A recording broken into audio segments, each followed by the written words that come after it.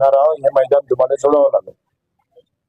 अशा प्रकारचा प्रशासनाचा दबाव हा अतिशय निवडणूक चालू असताना हा लोकशाहीला घातक आहे.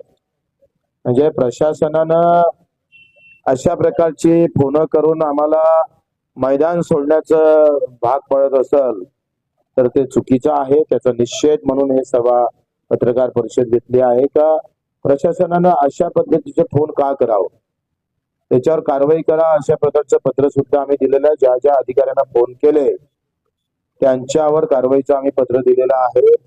मैदान आम्ही मारलेलं आहे, मैदान आरक्षित केलेलं आहे आणि ते आमच्या नावानं आरक्षित झालेलं आहे. मैदानच नाही तर प्रहारची सिट्टी सुद्धा खासदारकीसाठी आरक्षित झाली आहे. आता कोणी जर आम्हाला वरतून फोन घेऊन केले तर आम्ही ते रेकॉर्ड करन आणि व्हायरल करून टाकन. याच्यासाठी ही पत्रकार परिषद घेतलेली आहे.